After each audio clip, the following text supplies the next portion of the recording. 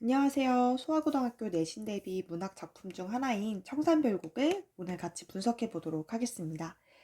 사실 방학 동안에 고전문문 문제집을 공부하면서 이미 고려가요 파트에서 청산별곡을 공부했습니다. 그런데 아무래도 주제의식이 다른 고려가요 작품들과는 좀 차별화가 되어 있기도 하고 또 문학성이 뛰어난 작품이기 때문에 다시 한번 꼼꼼하게 정리하고 복습하는 시간이 필요할 것 같아요. 우리가 청산별곡이라는 작품을 분석하기에 앞서서 고려가요의 갈래적 특성을 다시 한번 기억할 필요가 있겠는데요. 고려가요를 일단 다시 한번 떠올려 보시면 그때 그 고전문문 관련된 프린트도 한번 같이 보면서 정리하면 좋을 것 같습니다.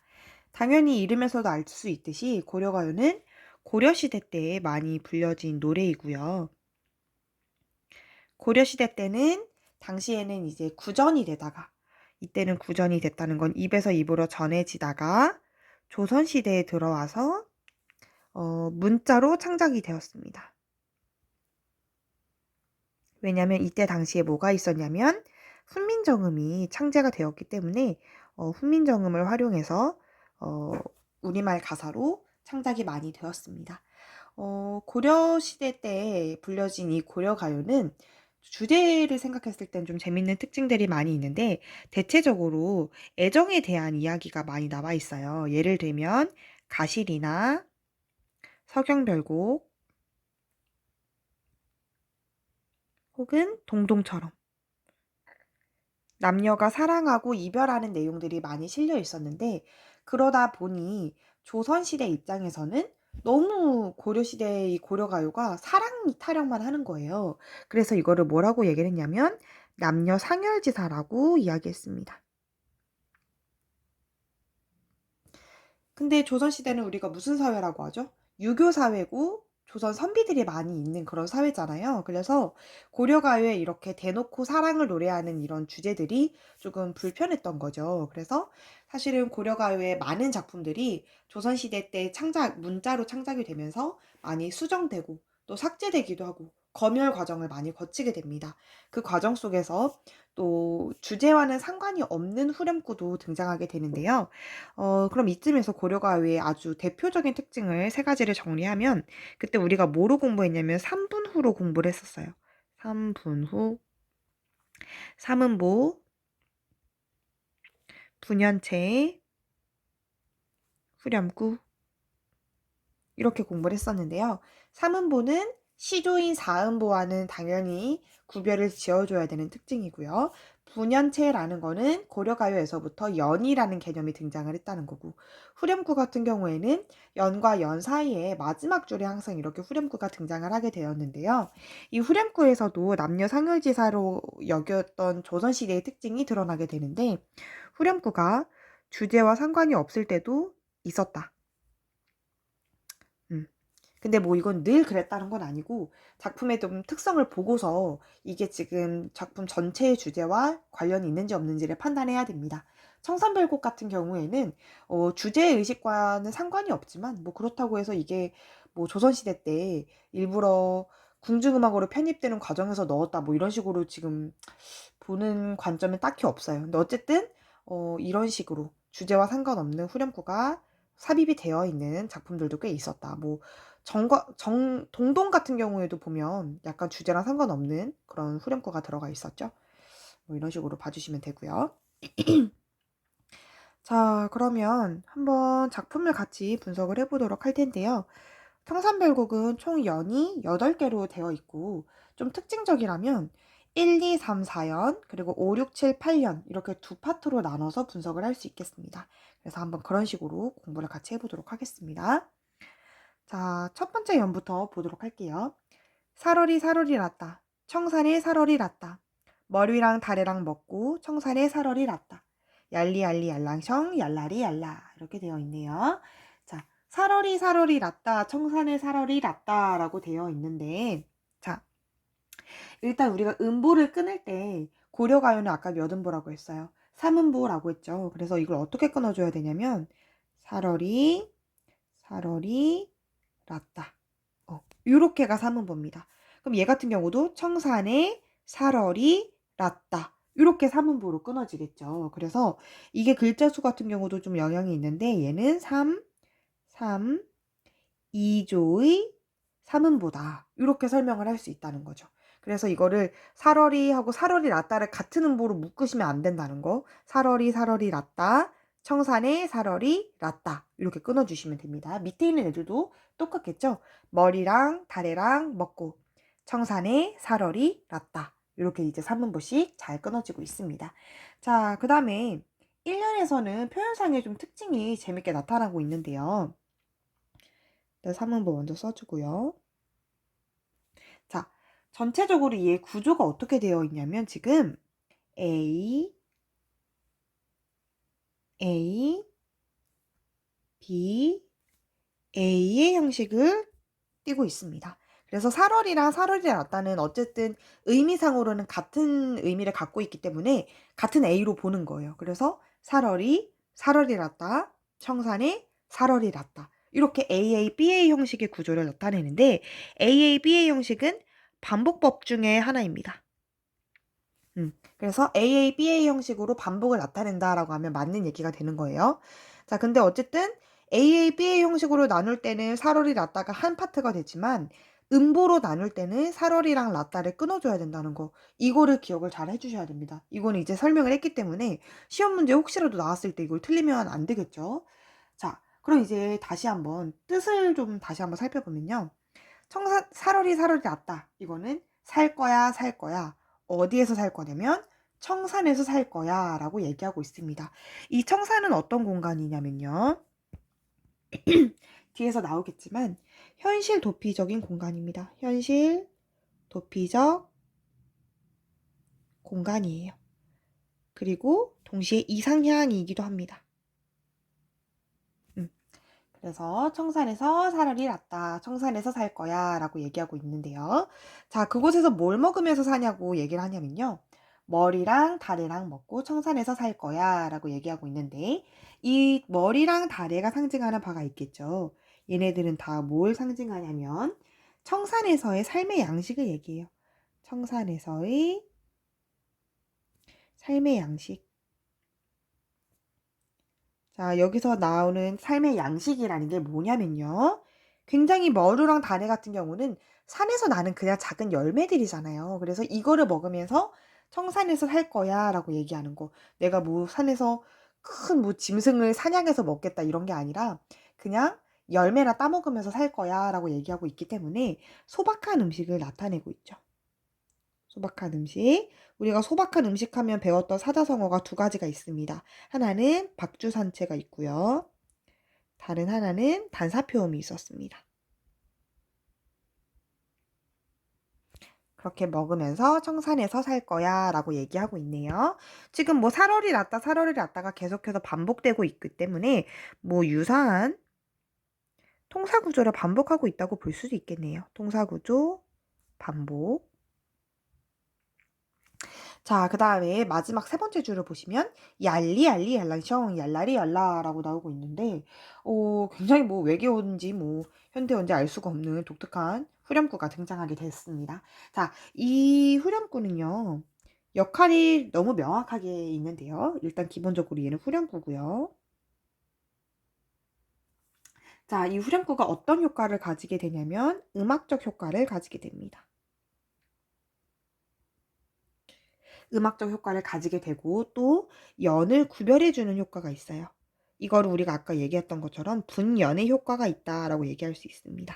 네. 근데 여기서 이 얄리얄라 얄라셩 얄라리 얄라 같은 경우는 청산별곡의 주제의식과는 큰 영향이 없는, 큰 연관성이 없는 후렴구라고 볼 수 있겠네요. 그래서 1안 같은 경우는 청산에 대한 동경, 그리고 내가 청산에서 살겠다는 어떤 그런 태도를 보여주는 부분이었습니다. 자, 2연으로 넘어가 보도록 할게요. 울어라 울어라 새요. 자고 일어 울어라 새요 라고 되어 있네요. 얘도 음보를 먼저 끊어주면요. 울어라 울어라 새요. 이렇게 끊어지겠죠? 자고 일어 울어라 새요. 이런 식으로 3음보로 끊어지게 되고요. 자, 얘 같은 경우도 똑같이 A, A, B, A의 형태로 나눌 수 있습니다. 울어라 울어라 새요. 자고 일어 우러라 새요. 이렇게 A, B의 형식으로 구별이 될 수 있겠네요. 자, 여기 나와 있는 이 새를 좀 잘 보도록 할게요. 이 새는요. 자, 이 새한테 지금 화자가 뭐라고 하는지 다시 한번 잘 보세요. 우러라 우러라 새요. 자곤 일어 우러라 새요. 널라와 씨름한 나도 자곤 일어 운이 놀아 라고 되어 있네요. 자, 이 친구 지금 이걸 어떻게 해석을 할 수 있냐면요. 우러라 우러라 새요. 여기 나와 있는 이 우러라는요. 두 가지로 해석이 가능합니다. 우는구나. 우는구나. 우는구나는 이제 감탄이 되겠죠. 감탄형.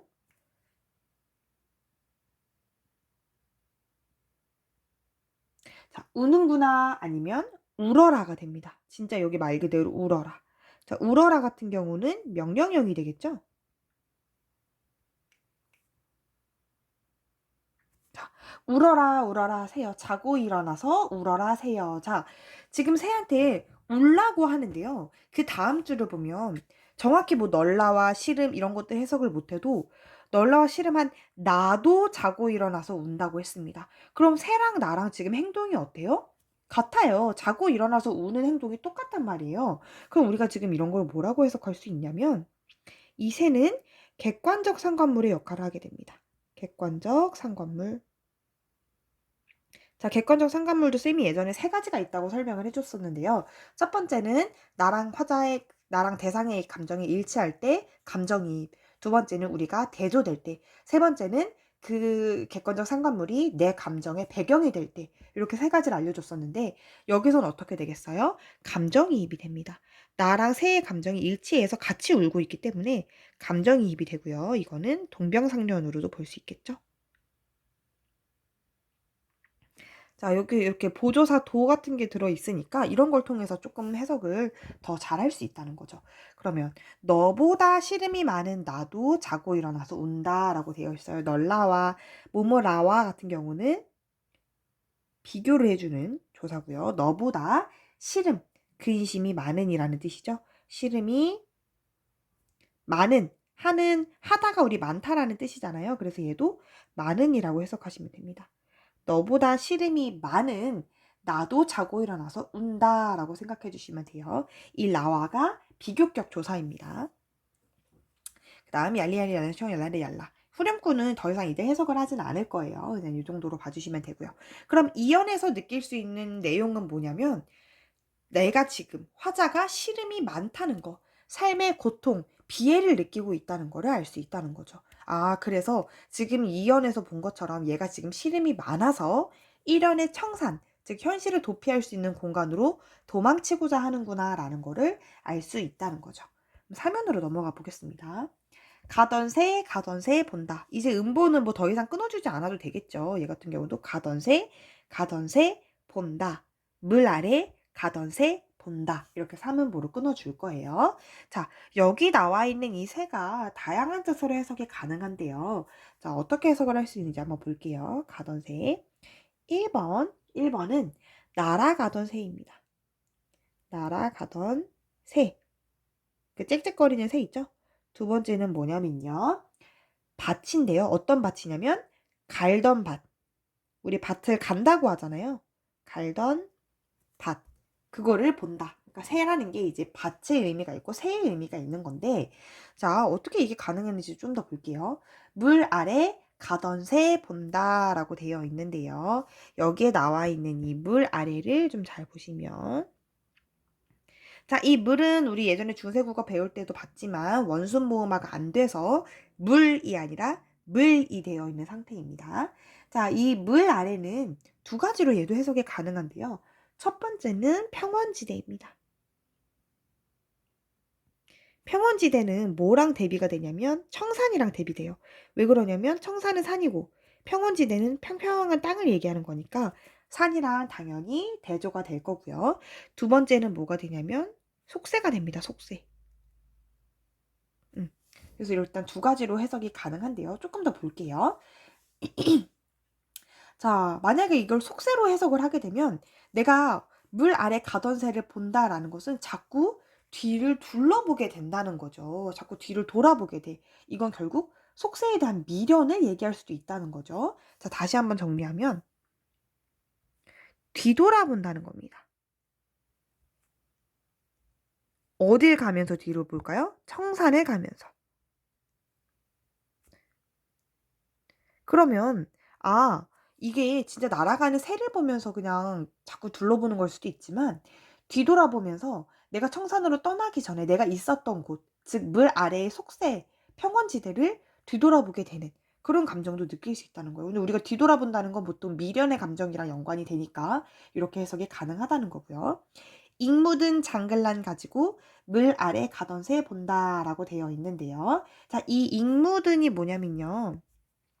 이끼가 낀이에요. 이끼 낀. 자, 이끼 낀. 이끼가 꼈다는 건 오래되고 잘 안 쓰고 있었다는 거죠. 이끼가 낀 장글랑이라고 되어 있는데요. 이 장글랑이 해석이 여러 개가 가능하다는 거죠. 그래서 일단은 이렇게 묶어서 우리 밑에서 끌어서 조금 더 설명을 해주면요. 자, 1번은요. 뭐냐면 이끼 묻은 농기구입니다. 농기구. 자, 농기구는 매일매일 쓰는 건데 여기에 이끼가 묻었다는 건 뭔가 농사를 지금 짓지 못하는 상황이라는 것 같죠. 자, 이건 뭐냐면요. 농토를 상실한 유랑민으로 해석할 때입니다. 자, 이게 해석이 세 가지가 가능하다고 그때 설명을 했었어요. 두 번째는 뭐냐면요. 이끼가 묻은 은장도입니다. 그래서 이건 지금 실연한 여인으로도 볼 수 있어요. 실연한 여인. 그 이제 화자를 보는 관점을 얘기하는 겁니다. 자, 세 번째는요. 이끼가 묻은, 즉 날이 무뎌진 병기. 무기를 얘기하는 거죠. 이거는 관직에서 물러난 양반을 얘기할 수도 있다는 겁니다. 자, 이 세 가지로 해석이 가능하다는 점은 이따가 마지막에 표로 다시 한번 정리를 할게요. 자, 어쨌든 익 묻은 장글란이란 건 뭔가 지금 내 상황이 그렇게 녹록지만은 않다는 걸 알 수 있고요. 익 묻은 장글란을 가지고 물 아래 가던 새 본다라고 얘기하고 있는데 내가 계속해서 물 아래 가던 새를 본다는 건 결국 속세에 대한 미련을 드러내고 있다는 거.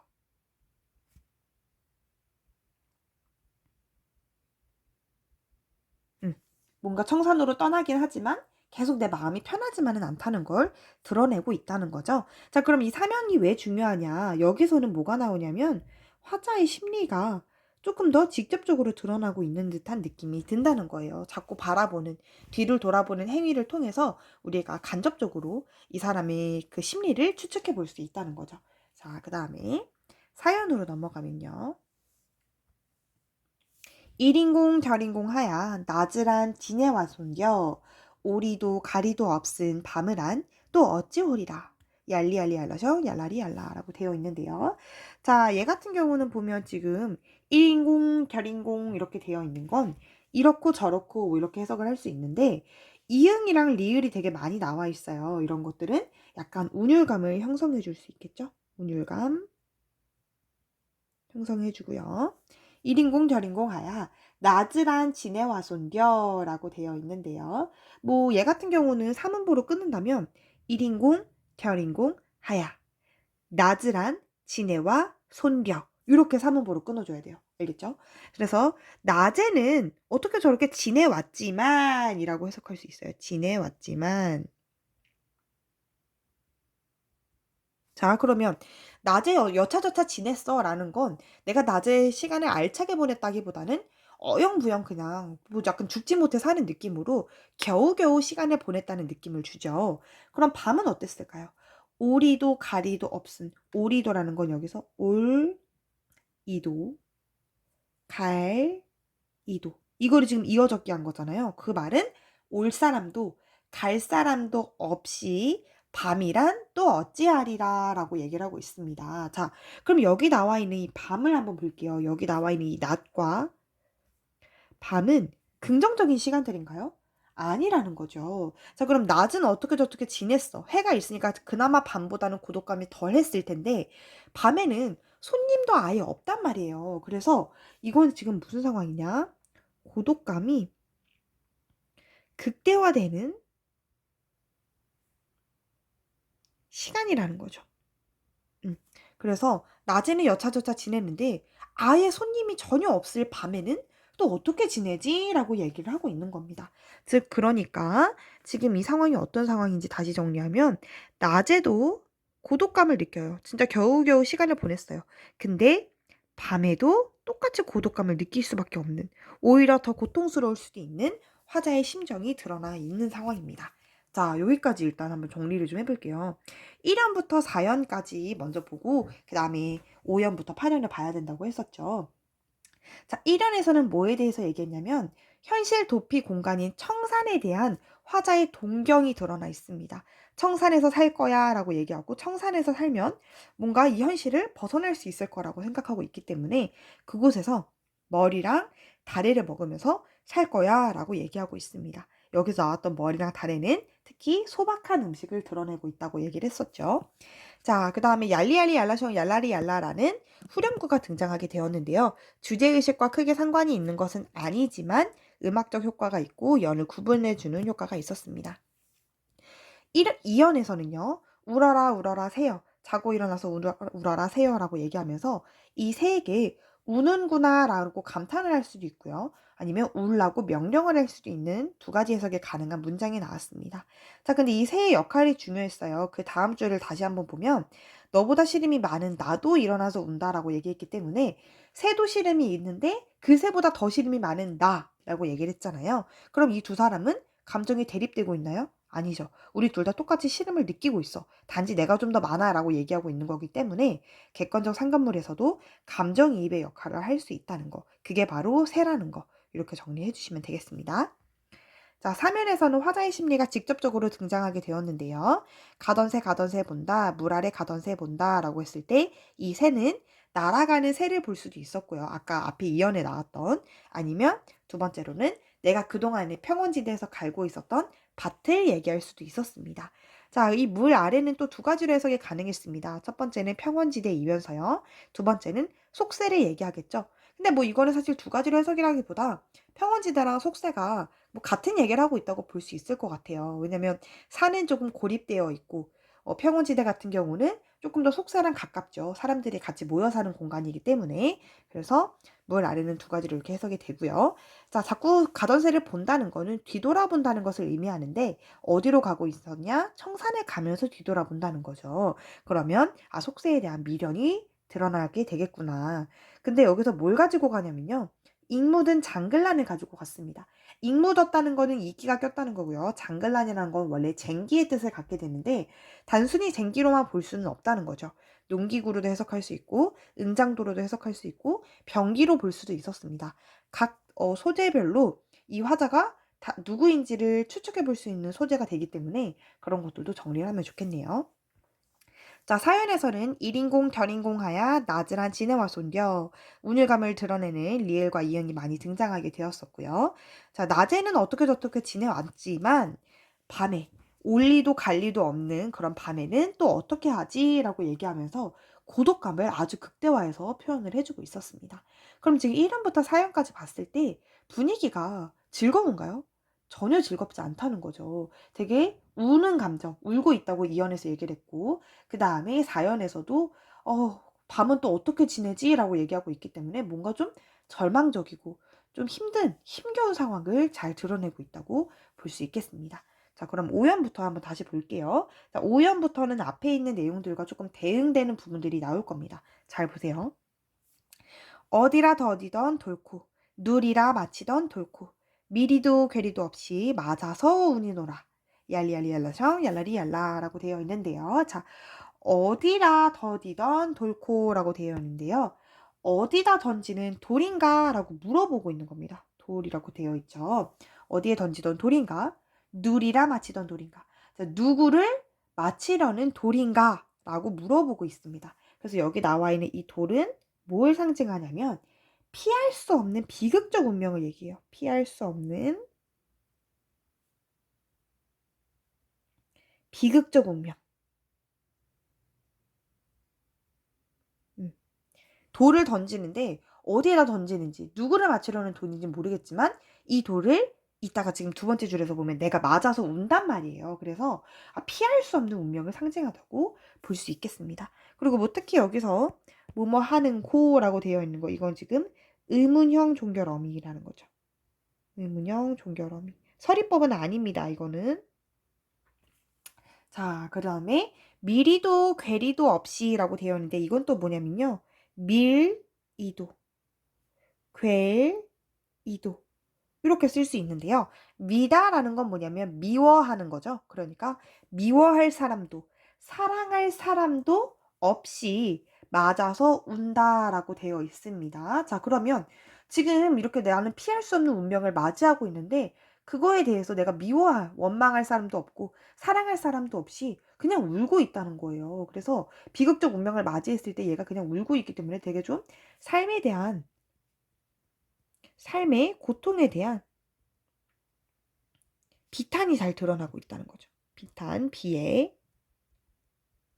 이렇게 볼 수 있겠습니다. 자, 그래서 지금 이 두 행은요, 어떻게 볼 수 있냐면요. 화자가 자신의 고통을 뭐로 지금 받아들이고 있을까요? 운명으로 받아들이고 있는 겁니다. 운명으로 인식하고 있음. 그래서 돌을 피하면 되는데 그 돌을 그냥 미리도 괴리도 없이 그냥 맞아서 울고 있다고 했기 때문에 약간 체념을 하고 있는 것도 볼 수 있겠네요. 체념. 체념하고 운명으로 받아들이고 있는 그런 상황입니다. 자, 그럼 어쨌든 지금 상황은 계속 절망적입니다. 야, 유견으로 가보시면 살얼이 살얼이 났다. 발 아래 살얼이 났다. 갑자기 이거 지금 비슷한 구조가 나왔어요. 누구랑 비슷해요? 1년이랑 지금 굉장히 비슷한 배경이 나오고 있는데요. 다시 한번 보면 살얼이 났다. 발 아래 살얼이 났다. 3음보로도 잘 끊어지고 있고 거기에 AA, BA 형식이 또 등장하게 되었습니다. 그래서 지금 1연이랑 6연이 대응이 되고 있구나. 그럼 순서를 봤을 때는 원래대로면 5연이랑 대응이 돼야 되는데 뭔가 조금 다른 구조가 되어 있는 것 같죠. 이건 이따 설명을 좀 드릴게요. 자, 그럼 여기 나와 있는 이 바랄 얘를 한번 볼게요. 얘는 바다를 얘기하는데요.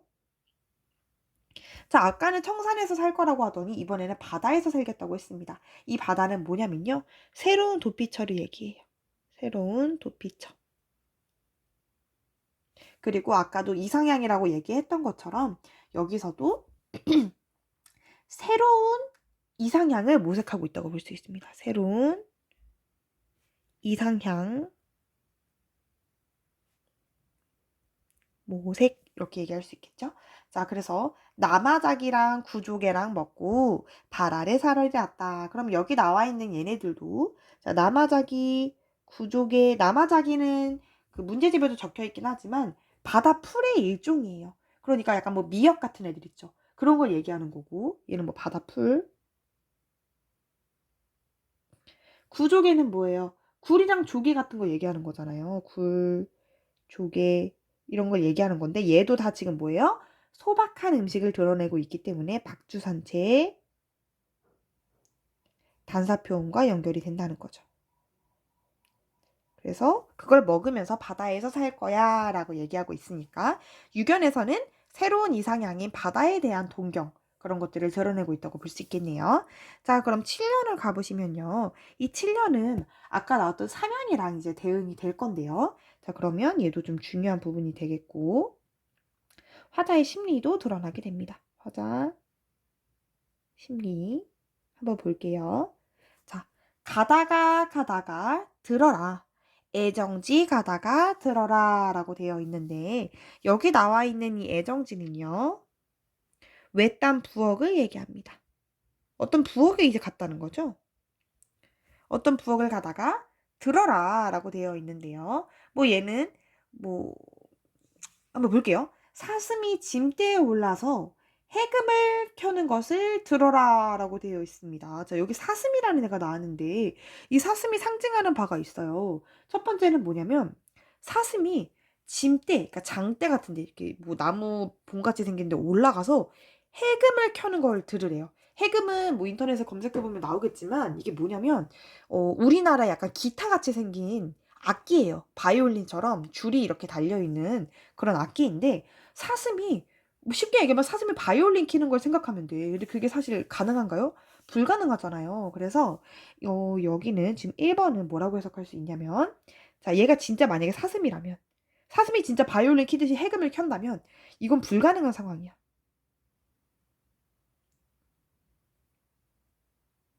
자, 근데 두 번째로 어떻게 또 해석할 수 있냐면, 만약에 이 사슴이 진짜 사슴이 아니라 사슴 분장을 한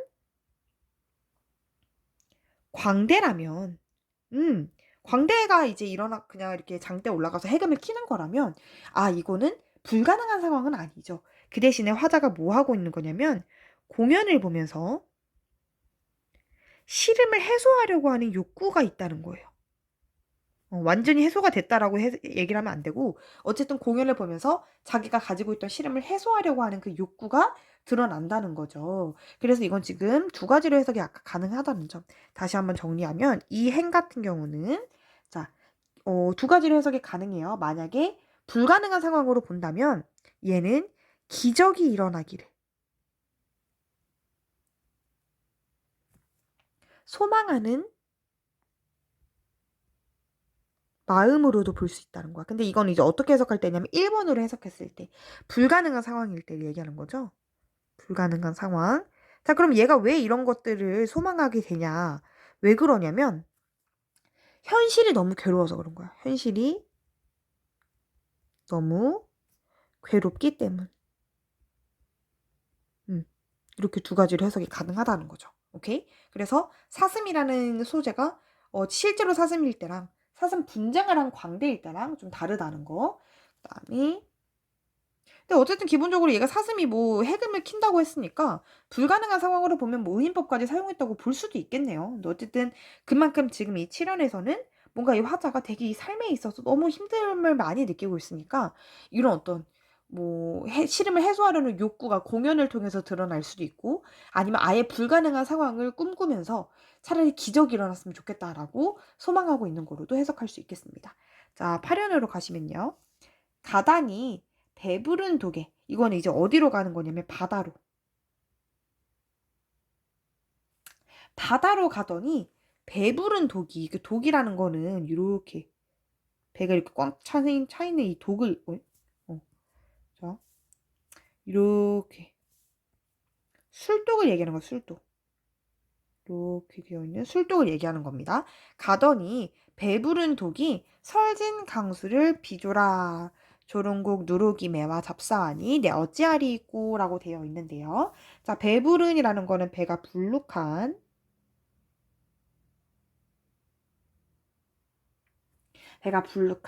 독에 술독에 자, 설진 강수를 비조라라고 되어 있는데요. 설진은 뭐냐면요. 아주 진한 눅진한 그런 걸 얘기하는 거야. 설진 강수라고 되어 있는데 이 강수를 한번 잘 보시면요. 강수는 쉽게 얘기하면 술을 얘기하는 건데요. 술. 우리가 보통 이렇게 현실의 고통을 노래하는 시, 뭐 혹은 뭐 노래 이런 거에서는 이 술이 뭘 상징하냐면 고뇌를 잠시 잊게 하는 일시적인 해소책이 돼요. 일시적 해소책. 근데 중요한 건 이 술을 통해서 완전히 해소하는 게 절대 아니라는 거. 문제에서 이 술을 통해서 시름을 해소했다. 이렇게 얘기하면 안 됩니다. 해소한 게 아니라 일시적으로 해소하는 거예요. 왜냐면 술을 마셨다고 해서 현실 문제가 완전히 해결되는 건 아니잖아요. 잠깐 있는 거지. 그래서 그런 것들은 조심하시고요. 설진 강수를 비조라 빚는구나라고 얘기를 하고 있습니다. 자, 이거는 뭐 영탄적 종결 어미로도 끝나고 있다는 거, 감탄형 종결 어미로 끝나고 있다는 거 너무 기본적이니까 뭐 이런 거는 본인이 알아두셔야 됩니다. 좀 기본적인 거예요. 자, 이 뒤에 지금 보시면 어쨌든 우리가 술을 봤다는 거, 배부른 독에 설진 강수를 빚는구나라고 되어 있잖아요. 지나가다가 그 독 안에 술이 있다는 걸 어떻게 알았겠어요? 당연히 술 냄새를 맡았겠죠. 술 냄새를 통해 술이 있다는 것을 자각했기 때문에 이거는 후각적 심상이랑도 연결 지을 수 있습니다. 학교에서 후각적 심상을 짚어주셨으면 이거는 그걸 잘 기억을 해주시면 돼요. 자, 조롱꽃 누룩이 매와 잡사와니라고 되어 있는데요. 조롱꽃은 조롱박꽃을 얘기하는 거예요. 조롱박꽃.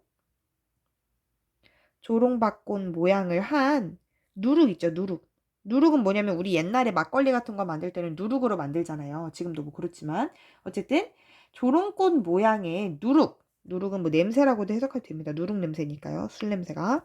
누룩이 매워서 잡사와니라고 되어 있는데 이게 무슨 소리냐? 술 냄새가 누군가를 붙잡는다는 거야. 아, 술 냄새가 너무 좋아서 누구를 붙잡는데 누구를 붙잡는지를 알아야 됩니다. 자, 두 가지로 해석이 가능하다고 그때 설명을 했었는데요. 자, 첫 번째는 나를 붙잡는 거. 내가 바다로 가고 있는데 이 술 냄새가 나를 붙잡아. 그러면 이 술 냄새가 있는 곳은 속세잖아요. 그러니까 속세가 나를 붙잡는다. 이렇게도 해석할 수 있고요. 두 번째는 임. 이 임인 거는 화자가 만약에 실현한 사람일 때, 실현한 여인일 때는 임을 붙잡는 거로 해석할 수도 있다는 거죠. 내 어찌하리꼬 라고 되어 있습니다. 자, 그래서 얘는 일단 기본적으로 서리법이 사용됐고요. 자, 술 냄새가 나를 붙잡는다라고 얘기를 했었기 때문에 좀 약간 속세에 대한 미련으로도 해석을 할 수는 있을 것 같아요. 그래서 두 가지로 보시면 자, 기본적으로 어떤 현실적인 삶의 고통을 술을 통해서 좀 잠깐 잊어버리려고 하는 그런 표현들이 등장하게 되는데 술을 통해 현실 고통을 일시적으로 잊고자 해요. 그리고 또 어떤 게 드러나냐면 속세에 대한 미련. 왜냐면 술 냄새가 나를 붙잡으니까 내가 지금 바다로 가야 되는데 술 냄새가 나를 붙잡으니까 그것 때문에 뭔가 속세에 대한 미련까지도 해석을 할 수도 있습니다. 그래서 어쨌든 두 가지로 해석이 가능하다는 점 이거를 꼭 기억을 좀 해주셔야 됩니다. 이렇게 보시면 되겠어요. 자, 그래서 5연부터 8연을 다시 한번 보시면 5연에서는 이 화자가 자신이 지금 돌을 맞아서 울고 있다고 했는데 이 돌은 내가 피할 수도 없어요. 그래서 피할 수 없는 비극적인 운명이라고 얘기를 할 수 있고 그 운명을 그냥 받아들이고 울고 있기 때문에 좀 체념하고 있는 거. 또 운명론적인 어떤 생각을 가지고 있는 거. 이런 것들을 체크해 볼 수 있고요. 그 다음에 6연에서는 다시 한번 AABA 구조가 등장합니다. 1연이랑 대응되는 연인데요. 자, 어디에 가서 살 거냐면 이제 바다에서 살 거라고요. 아까는 청산이었는데 이번엔 바다가 나왔으니까 좀 새로운 이상향을 모색하고 있다. 새로운 도피처를 찾고 있다. 이렇게 해석을 할 수 있겠죠. 자, 바다에서 뭘 먹고 살 거냐면요. 나마자기랑 구조개를 먹겠다고 했습니다. 나마자기와 구조개는 다 소박한 음식을 상징하기 때문에 박주산채와 단사표음이라는 사자성어로 설명할 수 있겠고요. 7연에서는 앞에 3연이랑 비슷하게 화자의 심리가 드러나게 되는데요. 가다가 들어라 외딴 부엌에 가다가 들었습니다. 뭘 들었냐면 사슴이 짐대에 올라가서 해금을 켜는 것을 들었습니다. 이 해금은 쉽게 얘기하면 우리나라 기타나 바이올린을 생각하시면 되는데 사슴이 바이올린을 켜는 거는 불가능한 일이잖아요. 만약 이걸 사슴이라고 있는 그대로 해석하면 불가능한 상황이 되기 때문에 이 행은 기적이 일어나기를 소망하는 화자의 마음이라고 볼 수 있겠고요. 두 번째로 사슴을 사슴 분장한 광대로 해석을 할 경우에는 화자가 공연을 보면서 자신이 가지고 있는 시름을 해소하고자 하는 욕구를 드러냈다고 볼 수 있겠습니다. 8연에서는 바다로 가던 중에 배부른 독에 술이 가득 차 있는 것, 술이 빚어지고 있는 것을 보게 됩니다. 술의 냄새를 통해서 아, 지금 저 독 안에 술이 있구나라는 걸 알았기 때문에 후각적 심상을 연결지을 수 있고요. 여기 등장하고 있는 강술의 이 술은 사실상 고뇌를 잊게 하는 잠깐의 일시적인 해소책이므로 완전히 해소됐다고 보시면 안 됩니다. 그 다음 조롱꽃 모양의 누룩, 즉 누룩의 냄새가 나를 붙잡아요. 나를 붙잡거나 뭐 임을 붙잡아요. 나를 붙잡을 경우에 내가 어찌하릴까라고 얘기하는 것은 두 가지로 해석이 가능한데요. 첫 번째는 술을 통해서 현실 고통을 일시적으로 잊으려고 하는 행동. 그 다음에 속세에 대한 미련. 술을 빚는 거는 속세에서 하는 것이기 때문에 속세에 대한 미련을 계속해서 드러내고 있다고 볼 수 있겠습니다. 자, 그래서 일단 아까도 말했지만 얘네가 지금 끊어져요. 이렇게 한번. 자, 이렇게 끊어지게 되는데 1, 2, 3, 4, 5, 6, 7, 8 이렇게 나누었을 때요. 1연이랑은 무슨 연이 지금 대응되냐면 6연이랑 대응이 될 거고요. 1연이랑 6연. 네, 이렇게 전체적으로 이렇게 보세요. 책을 놓고. 그 다음에 2연이랑은 5연이 대응이 될 겁니다. 그래서 울어라 울어라 새여랑 어디라 더디던 돌코 요게 이제 대응이 될 거고요. 그 다음에 3연이랑 7연이 대응이 될 거고 4연이랑 8연이랑 대응이 될 것입니다. 그래서 자신이 없으면 외우면 되는데 문장 구조를 봤을 때도 비슷한 애들 금방 찾을 수 있어요. 사르리 사르리 라따를 통해서 1연 6연을 묶을 수 있고요. 그 다음에 새랑 돌 이렇게 연결지어서 2연 5연 묶어줄 수 있고요. 그 다음에 가던 새 본다. 가다가 가다가 들어라. 이것도 가면서 뭘 듣거나 보는 거니까 3연이랑 7연이 비슷해지고요. 4연 같은 경우는 그 서리법처럼 이거 뭐 4연은 서리법이 사용된 건 아니지만 어찌하리라 어찌하리 있고 이렇게 해서 어떡하지? 라는 문장이 등장했기 때문에 4연이랑 8연은 또 그런 식으로 유사점을 묶을 수 있겠네요. 이렇게 보시면 될 것 같습니다. 그래서 지금 전체적으로 분위기가 어쨌든 즐거운 분위기, 긍정적인 상황은 아니고요. 아까 우리가 화자를 총 3명으로 해석할 수 있다고 했는데 누구를 해석하든지 어쨌든 이 상황은 절망적입니다. 왜냐면 농토를 잃어버린 유랑민으로 해석해도 내가 지금 농사지을 땅이 없는 거니까 슬프고요. 헤어진 사람으로 해석을 하면 어쨌든 헤어졌으니까 슬프고요. 관직에서 이제 물러나서 갈 곳을 잃은 지식인이다. 이렇게 해석해도 당연히 슬프고 절망적인 상황이 연결이 되기 때문에 어쨌든 화자를 누구로 해석하든지 간에 지금 화자의 감정은 절망적이고 비애를 느끼고 있다는 거 요거를 좀 잘 캐치해 주시면 될 것 같습니다. 지금 형광펜으로 표시되어 있는 시어들은 좀 중요한 시어니까 잘 봐주시면 좋을 것 같아요. 자, 그러면 정리를 해보도록 하겠습니다. 갈래는 총 8연으로 구성되어 있는 고려 가요고요. 현실 도피적이고 애상적인 성격을 지니게 되었습니다. 애상적이라는 것도 우리 많이 말했어요. 슬픔이라고 그냥 생각하시면 됩니다. 자, 제재에는 청산 새 바다가 있는데요. 청산과 바다는 화자가 꿈꾸는 이상향, 현실 도피의 공간이었고요. 새는 나와 감정이 동일한 객관적 상관물이었습니다. 주제는 삶의 고통과 비애인데요. 자, 특징 좀 보시면 리을과 이응음을 반복하여 운율감을 형성한다 라고 되어 있는데 이거는 어디에서 볼 수 있냐면 기본적으로 후렴구 있죠. 후렴구에 보면 얄리얄리 얄라셩 얄라리 얄라 이응이랑 리을이 계속 나와요. 이거 말고는 뭐 없습니다. 시옷 한 번 나오는 거 말고는 없기 때문에 후렴구에서 리을과 이응음을 반복해서 운율감을 형성하고 있고요. 자, 2번 시구의 반복을 통해서 의미를 강조한다고 했는데요. 사라리 라따뿐만이 아니라 비슷한 시구가 계속 반복돼요. 뭐 울어라 울어라 가던 새 본다. 뭐 아니면 뭐 어디라 더디던 돌고 누리라 맞지던 돌고 비슷한 문장 구조가 계속해서 반복되고 있는 걸 체크해 주시면 좋고요. 3번 고도의 상징과 비유적 표현을 구사했다라고 되어 있는데요. 뭐 청산, 새, 뭐 가던 새, 물 아래 아니면 또 이제 뒤에 후반부에서는 뭐 바다래, 사슴 뭐 이런 것들은 다 약간 상징과 비유의 표현이 들어가 있다고 보실 수 있겠네요. 자, 4번 후렴구 운율의 특징, 전승 과정을 종합적으로 고려했을 때 민요적 성격이 있다. 고려가요다 보니까 약간 노래를 부르는 듯한 그런 느낌이 든다는 거고요. 구전되다가 정착되는 과정에서 아마 오연과 유견이 교체가 됐을 것 같아요. 이건 일부러 그랬다기보다는 이 옛날부터 쭉 입에서 입으로 전해지다가 마지막에 작성이 된 거니까 그 과정에서 이게 교체가 된 게 아니겠느냐라는 관점이 있다는 거고요. 6번에서는 아까 대응되는 연들을 다시 한번 정리한 건데요. 1연 6연, 2연 5연, 3연 7연, 4연 8연 이런 애들은 그냥 외워주세요. 문제가 하나는 나올 수 있거든요. 청산별곡은 이 대응되는 게 좀 특징적이기 때문에 자 1연부터 4연까지는 청산노래 5연부터 8연까지는 바다노래다 이렇게 볼 수 있고요.